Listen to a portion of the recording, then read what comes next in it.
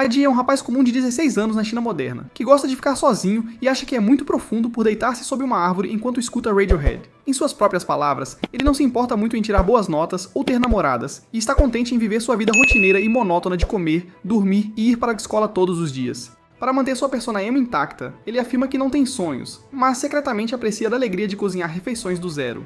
Desde que conseguia segurar uma faca, ele tinha o talento inato de transformar ingredientes simples em algo delicioso, com seus pais sonhando que algum dia ele se tornaria o rei do ramen.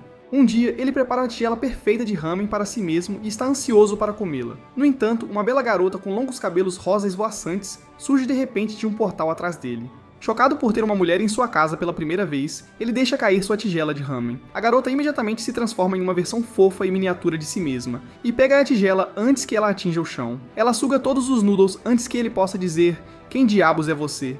Recusando-se a acreditar que essa chibi é real, ele tenta se livrar dela jogando-a pela janela e até a tentando descartar no vaso sanitário, mas ela continua voltando em busca de comida. Ela acaba sugando toda a comida da cozinha dele como um vórtice para ganhar energia total, depois do que ela concorda em responder suas perguntas. Ela se apresenta como Dora, abreviação de Hefesto Afrodite Athena Hermes Anice Dora. Ela é um espírito de 3 milhões de anos que foi despertado de seu sono secular e convocado por Adi, com sua oferta de ramen. Sua verdadeira forma é a bela mulher que ele viu antes, mas ela usa essa forma miniatura conveniente porque economiza energia. Relutante em se envolver nessa confusão, ele a deixa para trás para ir à escola, mas ela prova ser um incômodo pegajoso no caminho. Ela o segue como um vendedor insistente, prometendo torná-lo poderoso e rico, além de seus sonhos mais loucos se ele fizer um contrato com ela. Ela até consegue fazê-lo atrapalhar a aula de matemática e irritar o professor, após o que ele decide sair de fininho mais cedo quando ela não está olhando. Ao sair da escola, ele é abordado por uma aluna mais nova que, timidamente, lhe oferece uma carta de amor com as mãos trêmulas. Isso poderia ser o começo de um adorável romance escolar, mas Dora estraga tudo ao aparecer novamente, fazendo-o explodir e gritar com ela para deixá-lo em paz. A pobre garota, que não consegue ver a pequena Dora, pensa que ele está falando com ela, e foge com o coração partido. Naquela noite, ele joga um monte de lanches nela na tentativa de desfazê-la da mesma maneira que a invocou. Depois de perceber que quer se livrar dela, ela começa a chorar e diz que um espírito invocado que é abandonado por seu mestre está fadado a vagar pela eternidade como um fantasma. Ela se transforma em sua forma verdadeira e gentilmente pede para dar um passeio com ele por todos os lugares que ele gosta, para que ela tenha momentos preciosos para lembrar durante sua eternidade de tempos assustadores como fantasma.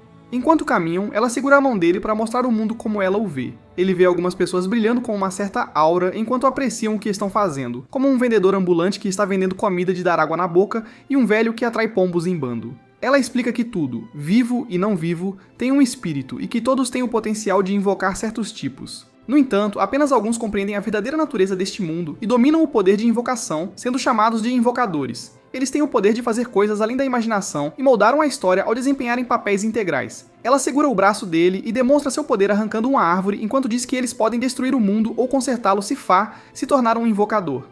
Finalmente, ela pergunta diretamente a ele se deseja ser um invocador e estende a mão para ele. Atordoado com todas essas novas informações, ele segura a mão dela, após o que ela imediatamente forma um contrato com ele e volta à sua versão Tibi para zombar dele por ter caído na armadilha dela. Agora ele está preso a ela, independentemente do que ele queira. Como agradecimento, ela pula em suas costas e cria asas para fazê-los voar. No início, é uma experiência mágica sobrevoar arranha-céus e ter uma visão panorâmica da cidade, mas ela adormece rapidamente devido à perda de energia, fazendo com que ele perca o controle do voo. Eles de alguma forma sobrevivem à queda caótica, mas não sem se ferirem. Enquanto cuidam de seus ferimentos na casa dele, as luzes se apagam de repente porque ele esqueceu de pagar a conta de eletricidade. Ela segura a mão dele e diz a palavra fogo. Uma pequena esfera azul de luz sai da palma da mão dele e sobe para liberar várias minúsculas gotas iluminadas que têm propriedades curativas chamadas luz brilhante dos vagalumes. De acordo com Dora, uma boa noite de sono debaixo deles curará todas as suas feridas. Ele pergunta de onde ela é, ao que ela tenta responder, mas a lembrança a faz ter flashbacks traumáticos de antigas guerras que terminam com ela em correntes inescapáveis. Isso consome muita energia dela, e ela entra em um sono profundo. Depois disso, eles dormem juntos sob os vagalumes. No dia seguinte, ela assiste a um jogo de basquete ao vivo, enquanto Dora relaxa em uma espreguiçadeira tomando um café gelado. Lá, eles veem uma reportagem de um canal de notícias sobre avistamentos de um homem voador sobre a cidade e o misterioso desarraigamento de uma árvore centenária. Isso o deixa paranoico em chamar a atenção, mas ela parece não se incomodar. Enquanto ele está ocupado ouvindo Linkin Park ou algo assim, ela é abduzida por um espírito de planta carnívora diretamente do jogo Plants vs Zombies. Ele a persegue, mas o pestinha é super rápido e Dora não pode usar nenhum de seus poderes se ele estiver muito longe dela. Lentamente, o vínculo telepático se enfraquece à medida que ela se afasta cada vez mais dele. Ele olha freneticamente ao redor da área, que por acaso é o local da feira de recrutamento de clubes de sua escola. Ele encontra um garoto nerd em uma cadeira giratória que diz saber que ele é uma pessoa especial e que deveria se juntar à sociedade de pesquisa sobrenatural para estar entre outros como ele. Ele começa a se animar e proclama que eles podem trabalhar juntos para defender a galáxia. Enquanto o Ned fala besteiras, A vê uma planta ambulante atrás dele e pula sobre o garoto para derrubá-la no chão, apenas para perceber que é uma garota inocente em uma fantasia de girassol. Ele se concentra intensamente em sua ligação telepática e ouve uma guitarra elétrica horrível e desafinada ao fundo. Ele reconhece a música desafinada e corre para um campo próximo para ver uma das bandas da escola se apresentando no palco. Com certeza, o vínculo fica mais forte, confirmando que a planta está por perto. Percebendo que é inútil procurá-la entre a multidão, ele diz a Dora que percebeu que passou o dia anterior inteiro tentando se livrar dela, mas se ele simplesmente não fizer nada agora, se livrará dela sem esforço. Sua declaração a deixa tão furiosa que ela reúne a última gota de força para derrotar a planta de dentro para fora e forçar sua saída. Depois disso, eles veem a planta pular no bolso de uma das alunas, fazendo-o perceber que ela é sua invocadora. Faz caretas para eles, enfurecendo Dora de novo, então ela os persegue, mas a garota desaparece com um puff quando ela a alcança. Dora pergunta como ele sabia que ela era a invocadora, ao que ele responde que ela parecia ver tanto Dora quanto a planta quando pessoas normais não conseguem vê-los. Além disso, ele estava acompanhando onde a planta estava correndo enquanto a perseguia, e percebeu que ela estava basicamente correndo em círculo. Como os espíritos precisam estar perto de seus invocadores, isso deve ter significado que seu mestre estaria esperando no centro do círculo, que por acaso era este campo. Ele acrescenta que notou a garota usando brincos de rosa negra com um design semelhante ao emblema da escola. O que significa que ela deve pertencer à família rica que é dona da escola. Portanto, é melhor que eles não fiquem em seu lado ruim, pois isso não seria bom para ele. O que talvez seja mais preocupante é que o espírito da planta era uma ameaça apesar de ela estar bastante distante dele, o que significa que a força total dela deve estar fora do alcance deles. A perseguição foi tão exaustiva que A e Dora adormeceram na sala de aula dele. Durante o sono deles, a garota avança em direção à sala enquanto todos conversam animadamente e ficam boquiabertos com ela, como se fosse uma celebridade. Ela caminha diretamente para a mesa dele e, sem dizer uma palavra, bate uma carta com uma rosa negra, acordando-os. Os outros caras da classe abrem a carta antes que ele possa e o incentivam depois de ler a carta, que diz que ela estará esperando por ele na floresta após a escola. 2 cartas de amor em 2 dias? Que sucesso! Após a escola, A se torna o alvo de admiração e inveja, e é seguido por um grupo de rapazes até a floresta. No entanto, quando começam a entrar nas profundezas, os outros rapazes ficam presos em cipós mágicos. A e Dora parecem ter chegado a um beco sem saída até que as árvores de repente se dobram para abrir um caminho que leva a uma clareira. Quando chegam ao final, o espírito da planta irritante exige que ele entregue Dora para eles e saia. Assim que ele recusa, a garota arranca uma rosa negra e a joga entre eles como um dardo, arranhando a bochecha dele. O espírito da planta ri e se alonga em um chicote que a garota maneja como uma arma perigosa. Dora deixa Abby lidar com seus golpes enquanto ela procura as armas que havia escondido. Ele mal consegue escapar do chicote de cipó e da chuva de balas de folhas quando ela libera uma árvore senciente. Fala sobre exagero. A árvore desvia sua atenção para Dora e a persegue, tentando esmagá-la como uma barata. Eventualmente, um par de cipós sai do chão e a amarra no lugar para a árvore esmagá-la, mas A desliza sob sua palma para protegê-la. Ambos parecem ter virado o passado, mas de repente um círculo dourado é gravado na palma da árvore, e eles emergem do buraco com um cutelo cada um nas mãos. A árvore tenta socá-los, mas Dora e A criam um punho de cristal gigante para revidar. Depois ele sobe pelo braço da árvore e usa um par de facas de cristal para transformá-lo em papel. A árvore é derrotada, e a menina a envia para o céu das árvores. Dora vê que ela está de costas para eles e vai atacá-la, mas A impede, dizendo que não quer se tornar um assassino, e que a menina estava se contendo, então ela não deveria subestimá-la. Ele aponta atrás de Dora, fazendo-a voltar-se e ver ainda mais árvores sencientes prontas para atacar. O espírito das plantas diz que ele passou no teste, mas Dora não. Compreendendo seu lugar, ela muda abruptamente seu tom para um alegre e tenta se tornar a embaixadora da paz. Ela lhes oferece uma refeição de ramen grátis cozinhada por A, o que faz o espírito da planta perder a paciência porque não quer que eles insultem sua mestre pensando nela como uma glutona, mas os altos roncos de fome do estômago dela falam por si mesmos. Todos eles vão para a casa dele, onde ele prepara um delicioso banquete para o jantar. O espírito vegetal come alegremente e pede desculpas pela luta, dizendo que é uma prática comum entre os invocadores compreender os motivos de seus colegas, já que existem os bons e os maus. Vamos chamar o espírito da planta de Bob, já que estamos em termos amigáveis agora. Então, Bob está prestes a parabenizá-los por passar no teste quando a garota empurra uma coxa de frango no rosto dele e sai da casa. Ele a segue e fica ao lado dela quando ela finalmente se apresenta como Hannah. Ela diz que, embora sinta que conhece o caráter dele, não tem tanta certeza sobre Dora, e por isso, vai continuar observando-os 24 horas por dia, 7 dias por semana, até estar segura. Depois disso, ela lhe dá outra rosa negra e vai embora. No dia seguinte, a escola e a cidade ao redor são invadidas por enxames de animais selvagens. Os alunos, incluindo A e Dora, evacuam freneticamente, e Dora incentiva a descobrir a causa disso, pois é dever de um invocador intervir em tais cenários. Eles veem um jornalista em uma tela grande relatando que todos os animais do zoológico da cidade escaparam e se espalharam pela cidade, causando uma emergência em que todos os cidadãos devem ir para o abrigo mais próximo para a segurança. A vê uma garota loira com orelhas de gato e um moletom verde andando na frente de uma horda de animais e tira-a do caminho empurrando-a. Ela parece irritada com ele, mas depois se surpreende ao perceber que ele ainda não descobriu que ela está por trás do incidente. Ela se levanta e abraça os animais quando, de repente, explosivos atingem o chão ao redor deles. Hannah e Bob chegam ao local para conter os animais e interrogá-la sobre suas motivações. Ela afirma desafiadoramente que os animais sempre estiveram por perto. E foram os humanos que de repente tiraram toda a terra, então são os humanos que merecem ser enjaulados. Por que estou torcendo por essa garota gato? De qualquer forma, ela leva a luta de gatos a outro nível quando usa sua magia para crescer garras afiadas de gato para lutar contra Hannah.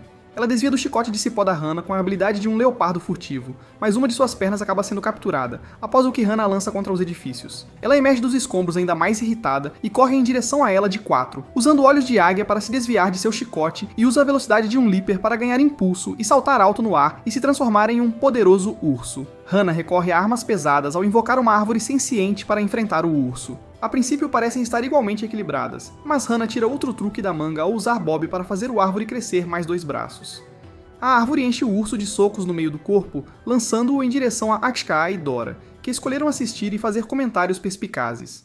Antes de o urso cair sobre eles, ele explode em uma matéria verde, que se reformula em uma matilha agressiva de lobos. Os lobos sobrecarregam a árvore devido ao seu grande número, fazendo com que Hannah receba alguns arranhões, mas ela consegue contê-los fazendo crescer espinhos na casca da árvore. Os lobos se transformam em uma serpente gigante que machuca ainda mais Hannah, fazendo com que Odd se preocupe que as 2 garotas vão morrer se continuarem assim. Ele e Dora finalmente interferem e amarram a cobra e a árvore com corrente de alma, enquanto ele grita para as garotas pararem de lutar. A cobra se transforma de volta na garota gato, após o que A afirma ter resolvido a questão do invocador e do espírito. Ele percebeu que a garota gato não é a invocadora, mas na verdade um espírito, e que a invocadora é um pequeno gatinho com um padrão de lua crescente fofo na testa. Ele não sabe por que ela causou toda essa confusão, mas sabe que ela deve ter seus motivos e imediatamente cuida de seus ferimentos. A gata começa a chorar e pensa que ele não mudou desde a primeira vez que o conheceu. Ela tem um flashback para a época em que estava gravemente ferida e foi o único humano gentil o suficiente para tratar seus ferimentos, apesar de ela ter tentado morder e arranhá-lo várias vezes no início.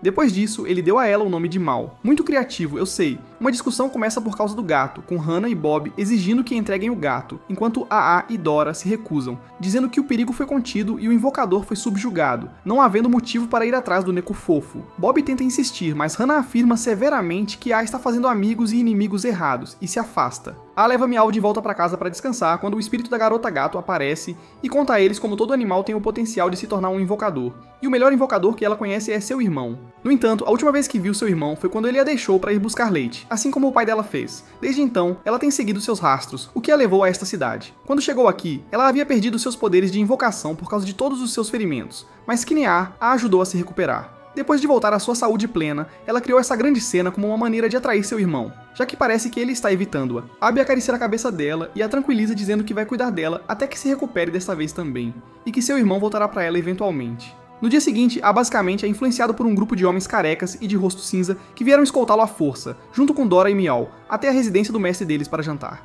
Eles embarcam em um helicóptero Rolls-Royce e são levados a uma enorme mansão luxuosa, onde Hannah e Bob estão esperando por eles na plataforma de pouso. Enquanto caminham em direção à entrada, percebem vários tipos de espíritos realizando diferentes tarefas, como espíritos de enguias elétricas funcionando como cercas elétricas e espíritos semelhantes a Edward Mãos de Tesoura aparando as sebes do jardim.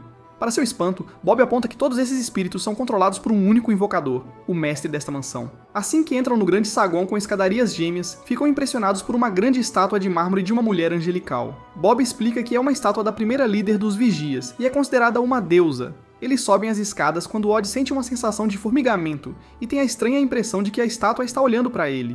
De repente, uma voz feminina suave chama seu nome e continua chamando. Ele é transportado para um cenário lindo com céus de lavanda e um prado que se estende até onde a vista alcança. Ao longe, ele vê uma árvore alta sob a qual está uma mulher com cabelos longos e esvoaçantes e um vestido branco. Ela o chama com a mesma voz e acena para ele.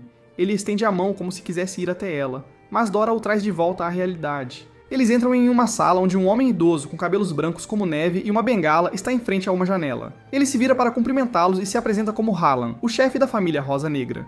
E Dora confunde a natureza acolhedora dele, achando que ele é um velhinho gentil, mas ele rapidamente domina o espaço, usando alguma força invisível para fazê-los sentar, enquanto gentilmente diz para ficarem à vontade. Ele os chamou para discutir algumas coisas, mas primeiro ele gostaria de educá-los sobre todo o contexto por meio de uma apresentação de PowerPoint mágica com animações incríveis. Todas as coisas têm espíritos, e disse que a fonte de todos os espíritos é um único cristal. Claro, isso significa que se uma pessoa possuísse o cristal, teria um poder inimaginável.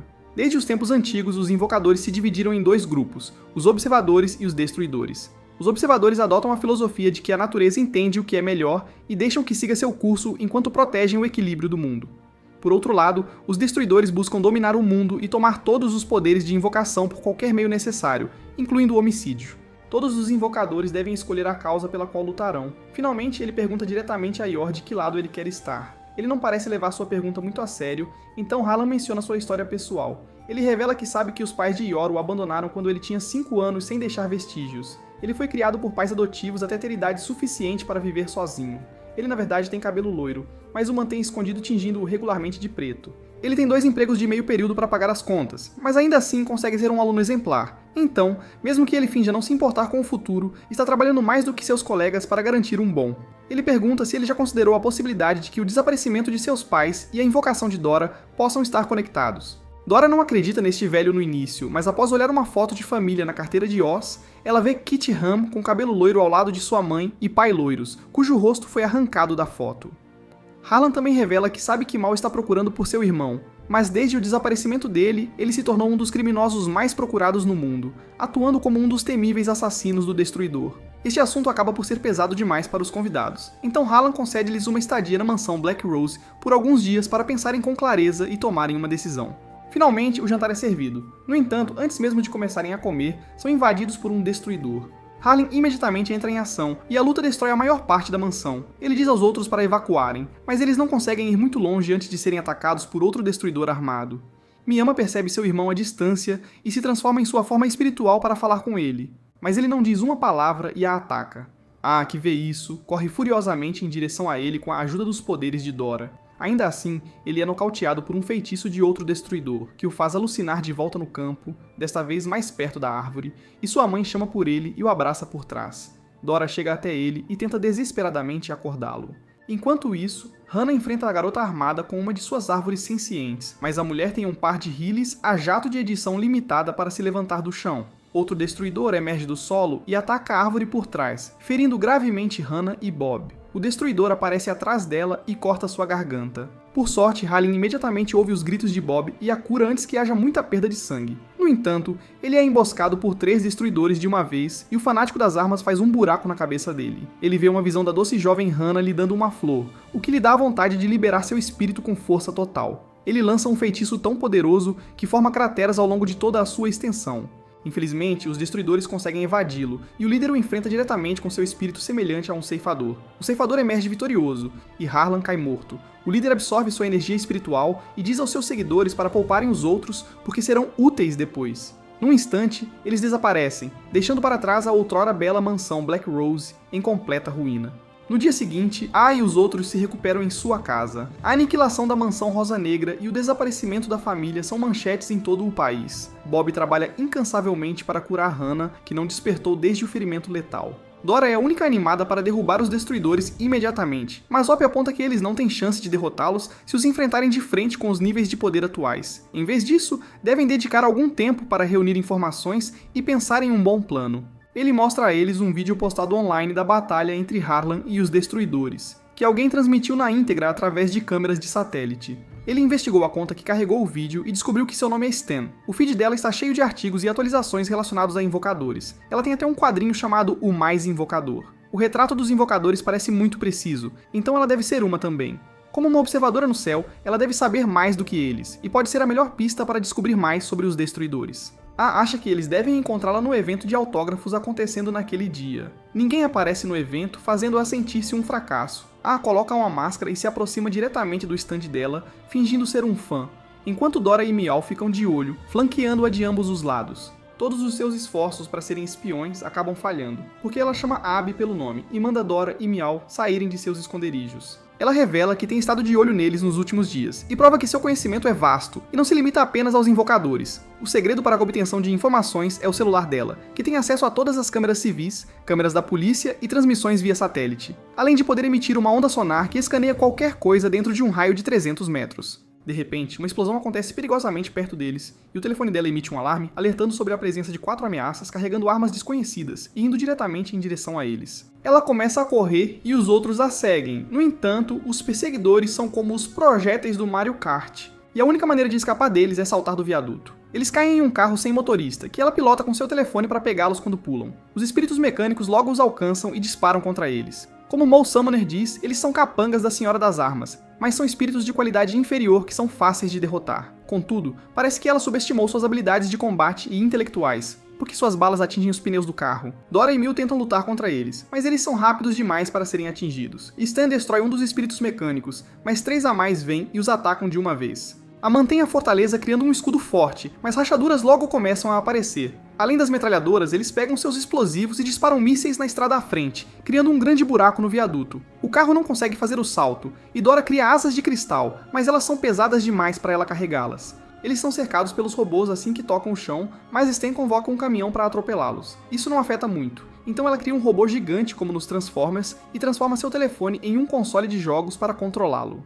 Espere, Stan é a bilionária que fez o submarino Titanic? Optimus Prime derrota os 3 espíritos mecânicos com um único golpe, mas começa a vazar combustível no processo e explode. A colisão faz com que Stan perca sua peruca loira, revelando que ele é, na verdade, um menino. Não só isso, mas ele é o maluco que estava incomodando Saliar na feira de recrutamento de clubes da escola. Ele explica que usa esse disfarce, como todos os invocadores devem fazer para proteger sua identidade. Tia estende a mão e o convida para se juntar ao grupo como os olhos deles. Mas Stan diz que precisa de um tempo para pensar nisso. Ele os leva para seu laboratório secreto, que é na verdade uma van coberta com adesivos de waifus de jogos e shows. O interior está equipado com muitos dispositivos de alta tecnologia, mas também contém muitos colecionáveis geek, como edições de quadrinhos e figuras de ação. Lá, ele lhes mostra como tem monitorado a atividade espiritual, detectando assinaturas de energia espiritual por toda a cidade. Até um mês atrás, a maioria dos espíritos na cidade estava dormente e havia muito pouca atividade destruidora. No entanto, a atividade destruidora aumentou recentemente, e parece que eles têm capturado os espíritos dormentes para si próprios. A mansão Rosa Negra tinha quase 100 espíritos, então o ataque provavelmente foi visto como uma oportunidade de obter muitos espíritos de uma só vez, como um assalto espiritual a um banco. Outra coisa a notar é que parece que todos os espíritos dormentes foram despertados no dia 17 de março, o mesmo dia em que Asun e Dora atacaram. Isso não pode ser mera coincidência. Eles voltam à mansão Rosa Negra para investigar a cena em busca de mais pistas. Stan usa seu sonar para detectar as energias remanescentes dos espíritos da mansão e examina um dos espíritos de câmera voadora para verificar sua memória e reconstruir a cena do crime. O primeiro ataque veio do céu na forma de um invocador da Terra chamado Ruthless. Eles supõem que usaram um portal para emboscar Arielle e contornaram as defesas do casarão, o que significa que um invocador dimensional chamado Space também estava envolvido. Ao mesmo tempo, a garota com arma chamada Flame também avançou. Nas palavras dele, ela é uma invocadora de fogo, e é muito cruel. Bem colocado, Stan. O quarto destruidor era Crow, irmão mais velho de Mal, e invocador de animais, assim como ela. Ele e seus corvos são os batedores ideais. Ele pede a Sa que narre os momentos antes de ser nocauteado. Ao ouvir seu relato, ele presume que foi controlado mentalmente por um destruidor furtivo chamado Dream.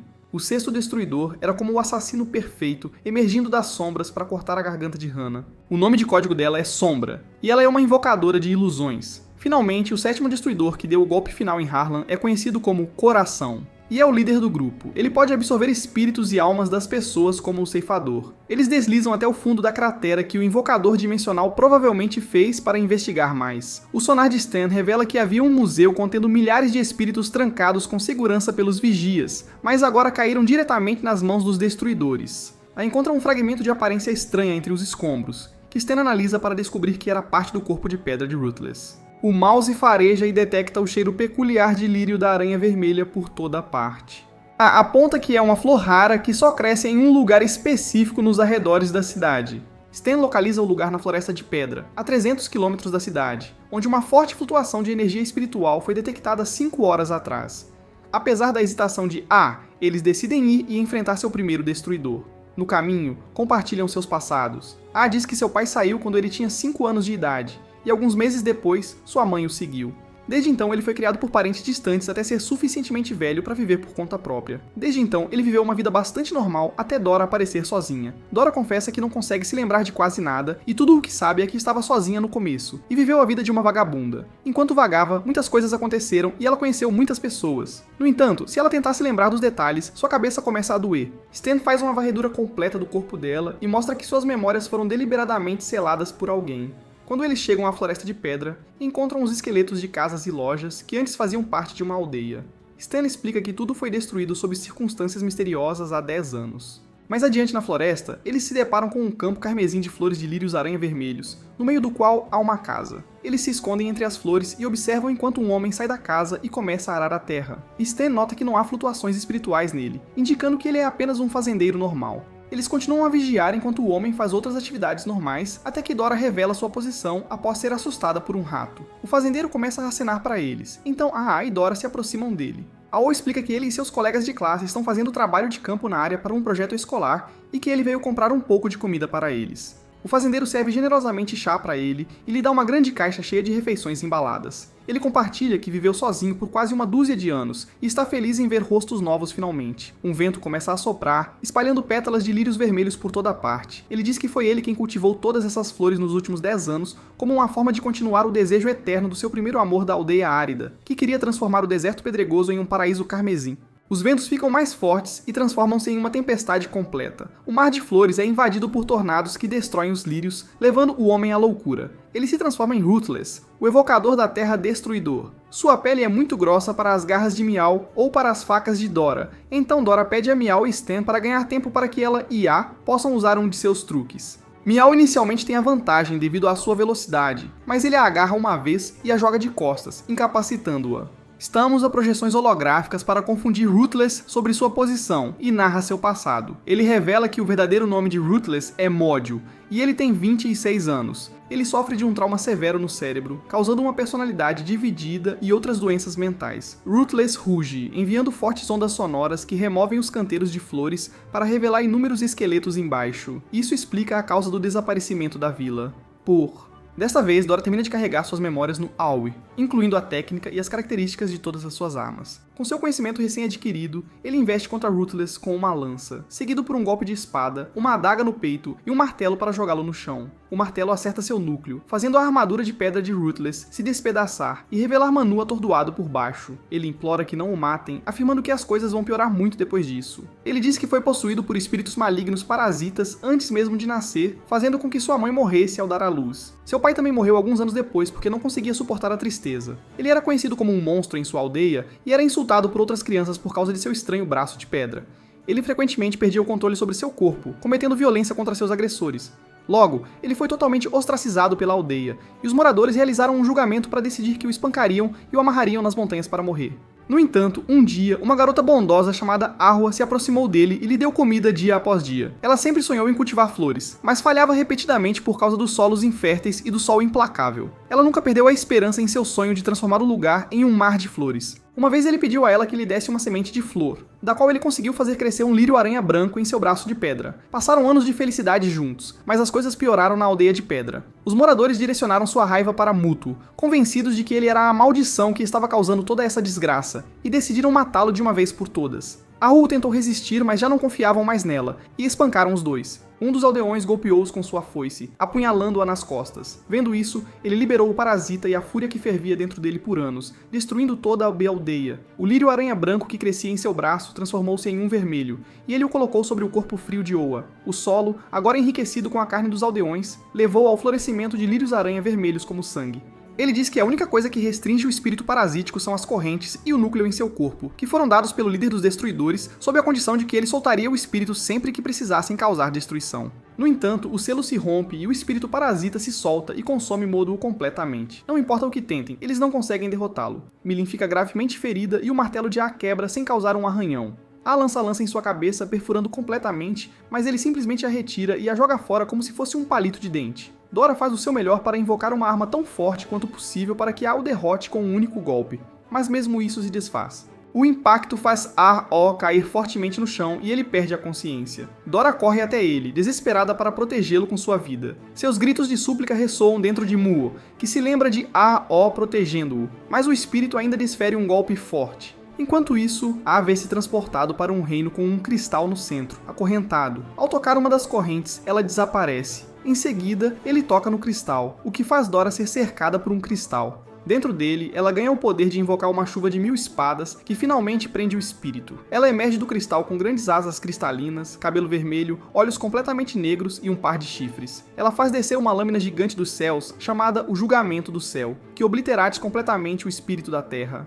Depois disso, ela retorna à sua forma chibi usual e verifica A. Depois que ele recobra a consciência, eles verificam o corpo de Motu para confirmar que ele está morto. Stan está chateado por terem perdido a vantagem, mas A diz que não precisam mais de uma, porque os destruidores irão persegui-los após este incidente. Eles se afastam da cena na van do Stan, mas A e Miao ainda estão desmaiados devido aos seus ferimentos. No entanto, eles não têm tempo para se recuperar antes que o telefone de Stan o alerte sobre enormes flutuações de energia espiritual. Uma lâmina de sombra divide a van ao meio, jogando todos para fora, à mercê dos destruidores. Flame atira na cabeça de Stan e Miao. Odd tenta levantar a cabeça para olhar para eles, mas todos os destruidores ficam na sua frente, bloqueando sua visão.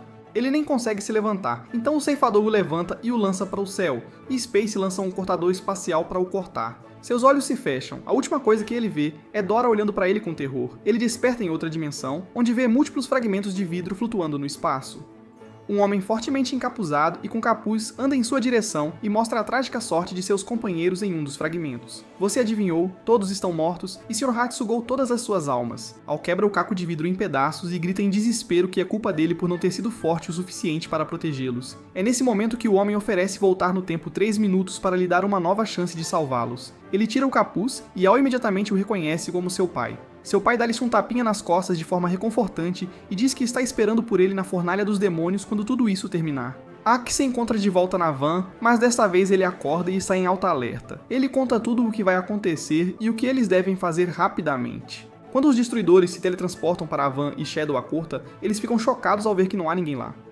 Um dos colchões está amarrado a uma bomba que está prestes a explodir, o que acontece segundos depois. Eles sabem que a troca de veículos não lhes dará muito tempo, então vão para a casa de A o mais rápido possível para levar Hannah antes que a peguem.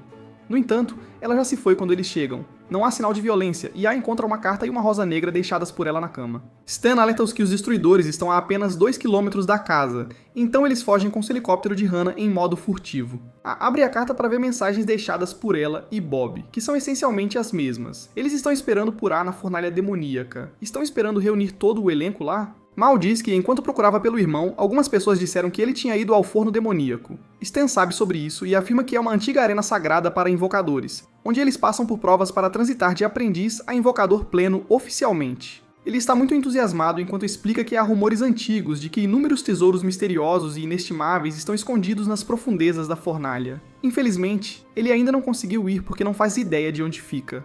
Felizmente, Omnibus tem um conjunto de coordenadas na carta que Stan confirma ser o local correto. Está a 7.000 km de sua localização atual, então, se forem imediatamente, deve levar 7 horas para a viagem. Todos se animam, têm um objetivo fixo e se preparam para avançar a todo vapor. 7 horas depois, Stan os acorda quando chegam. A primeira coisa que eles veem pela janela é um enorme furacão enfurecido sobre o mar turbulento. Stan destaca que este lugar é chamado de Mar da Morte porque muitos navios e aviões caíram neste local. A entrada para a fornalha do calabouço está escondida em algum lugar aqui.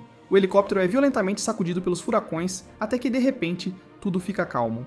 Stan declara jubilosamente que eles passaram pelo portão e entraram na fornalha do calabouço. Abaixo, eles veem um belo mar azul claro e uma cadeia de pequenas ilhas. Todos olham admirados, exceto A, que olha ao redor todo tenso. De repente, um portal se abre dentro do helicóptero e Shadowblade emerge dele e os ataca imediatamente, mas A bloqueia-a com seu escudo sagrado. O corte ainda assim destrói o helicóptero. Stan remonta o helicóptero em um robô com mãos que seguram todos eles. Eles a atacam com o canhão místico de Oz, o vento da garra de Mal e as espadas fantasmas de Dor, mas ela escapa. Flame aparece, os bombardeia com uma chuva de balas e desvia dos ataques sem esforço. O robô sucumbe ao dano e começa a cair. Crow aparece e, dessa vez, o canhão místico de Oz parece acertar o alvo, mas uma revoada de corvos surge de onde Crow deveria estar. Os pássaros se transformam em chamas e queimam o robô. Ele colide com uma ilha, mas felizmente todos sobrevivem com alguns hematomas e arranhões. Infelizmente, os 6 destruidores chegam à ilha e caminham em direção a eles. Antes que outra luta desigual comece, uma garota em uma fantasia de coelho totalmente normal se coloca entre as partes. Ela se apresenta como Bonnie, a administradora, e emite a eles um aviso final, porque cometeram 12 violações das regras da ilha, incluindo, mas não se limitando a voar de forma imprudente, poluição ambiental e brigas de grupo. Flame aponta uma arma para ela e tenta intimidá-la, mas Bonnie não se impressiona e a humilha rapidamente, dizendo que ela está na fornalha do demônio agora. Em seguida, Bonnie começa a repreender os Destroyers como se fosse uma professora, e eles seus alunos de pré-escola. Já que se formaram aqui, eles deveriam saber muito bem que matar fora da arena é estritamente proibido, e não há exceções. Shadow fica irritada com a coelha porque ela tem a ousadia de falar com a líder de maneira tão desrespeitosa, mas Coração a impede, dizendo que devem respeitar a Bonnie porque estão na fornalha demoníaca. Depois disso, todos se teletransportam. Stan e Dora a assustam ao se agarrar a ela enquanto agradecem por salvar suas vidas. Ela os afasta com um chute e dá as boas-vindas ao forno do calabouço. Ela diz que estará esperando por eles na praça de registro e deseja-lhes sorte em sua performance na arena. Eles têm algumas perguntas para fazer a ela, mas ela se vira bruscamente e corre na outra direção. Eles tentam correr atrás dela, mas ela é incrivelmente rápida e inevitavelmente a perdem. A perseguição os deixa exaustos, mas, felizmente, um comerciante itinerante chamado Richard os encontra e oferece uma carona em seu réptil gigante. Dora aceita graciosamente a oferta dele e eles subem em seus transportes de volta. Richard pergunta como eles vieram parar aqui, ao que Dora responde que vieram para escapar de pessoas que os estavam caçando. Ele diz que eles vieram para o lugar certo porque essa ilha é comumente usada como um refúgio para criminosos que querem escapar do corredor da morte, e garante a eles que é um lugar totalmente seguro.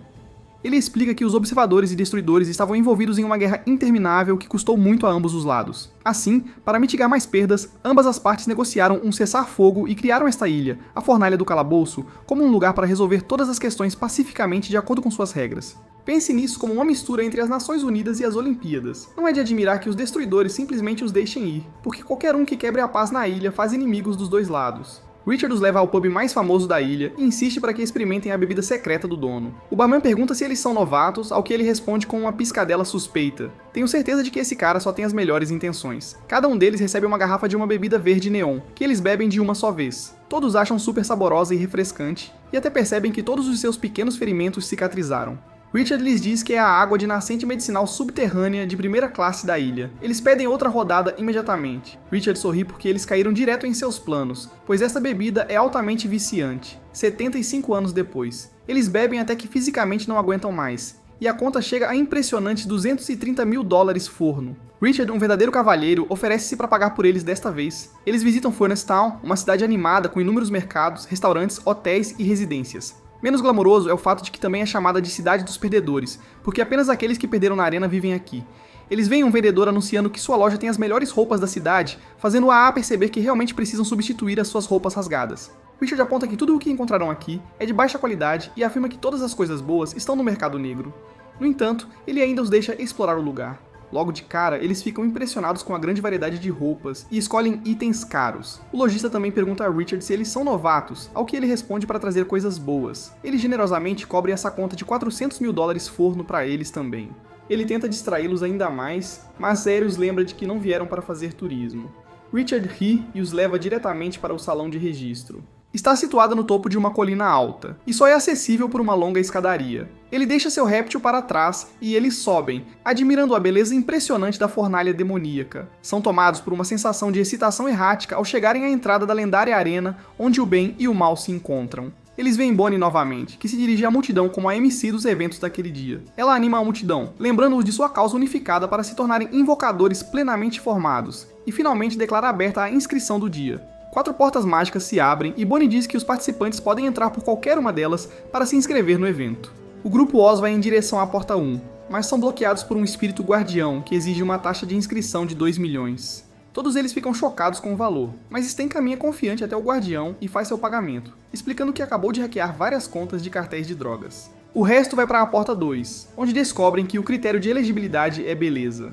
Dora se transforma em sua forma verdadeira e passa com louvor. Então ela e Asi entram com sucesso. Mal dá o seu melhor, mas falha.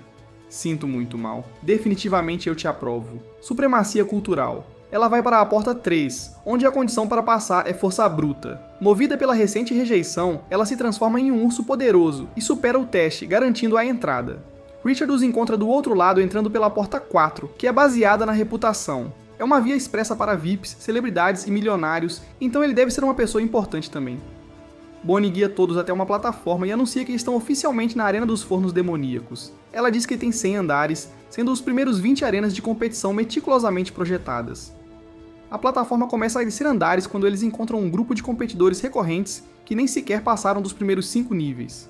Richard revela que ele também é um repetidor, tendo concluído apenas 9 níveis em sua melhor tentativa. Dora proclama em voz alta que eles vão passar pelos 100 andares facilmente de uma só vez, fazendo com que todos, incluindo o grupo de Odd, riam dela. Isley se pergunta em qual andar ele encontrará seu pai. Assim que chegam ao primeiro andar, Bonnie ativa o primeiro ponto de controle e explica que eles encontrarão um novo a cada 10 andares. Se perderem em qualquer andar, terão que recomeçar do último ponto de controle. O primeiro andar é um hotel luxuoso que é gratuito para os competidores ficarem.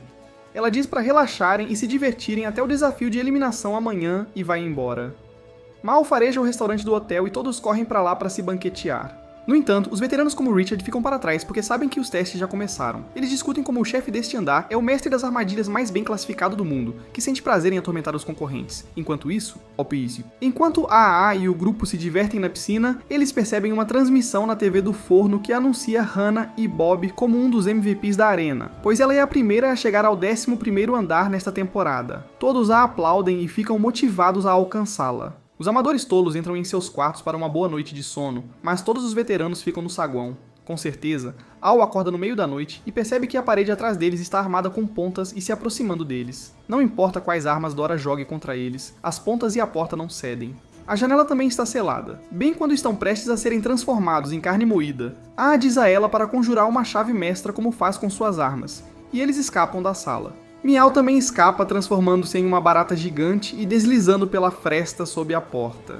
A maioria dos outros concorrentes também escapa, mas Stan não está em lugar nenhum. Felizmente, ele desce do duto de ventilação, vivo e bem.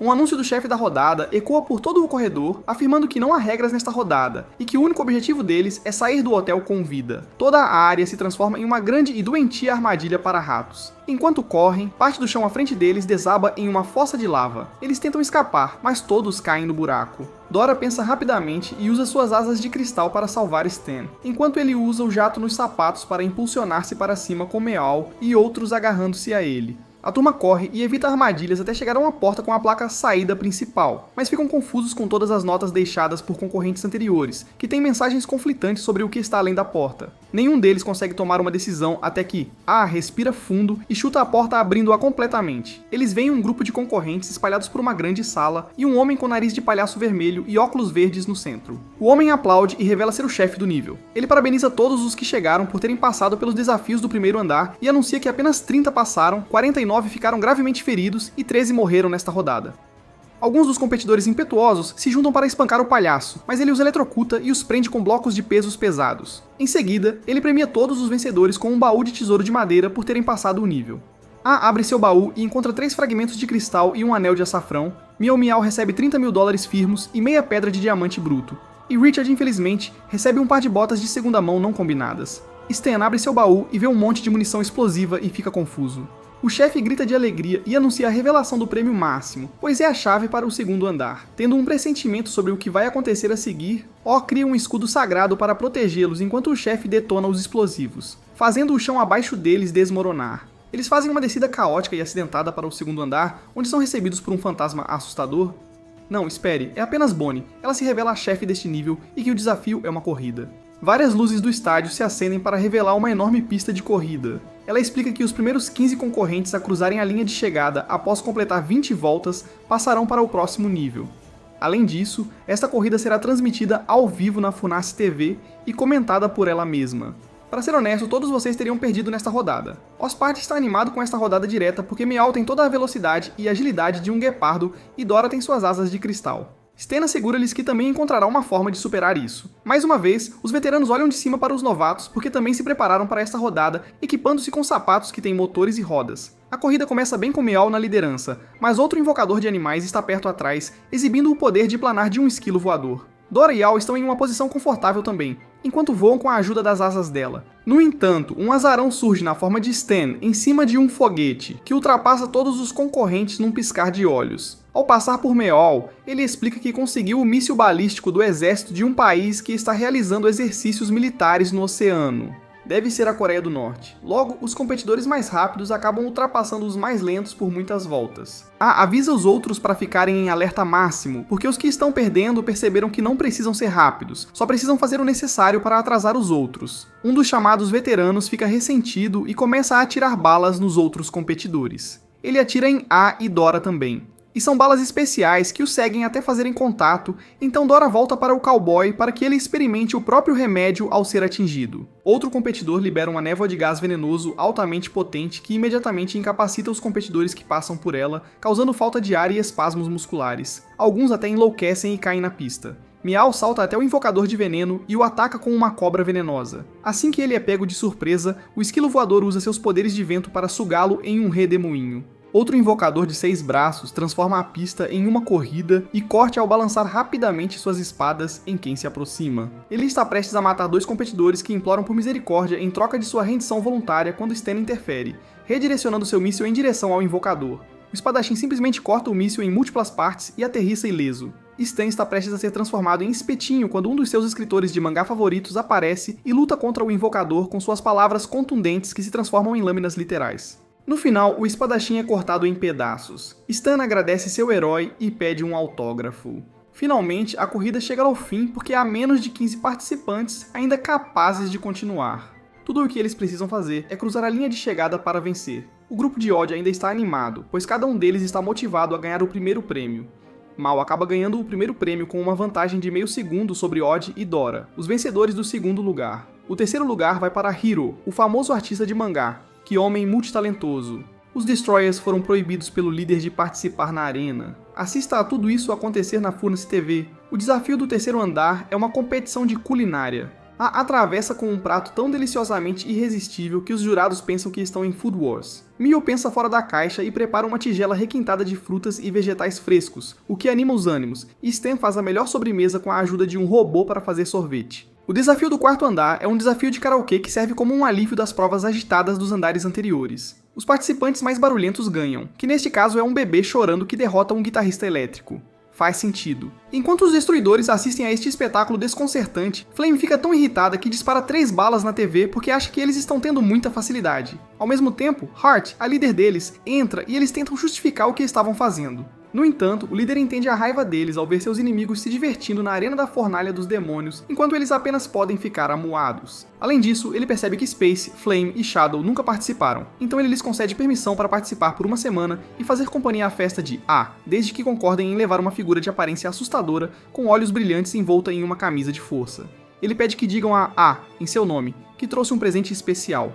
Enquanto isso, Bonnie dá aos superiores um resumo do evento atual da arena, dizendo que há 15 participantes do total de 92 do grupo 7 dessa temporada que chegaram ao quinto andar.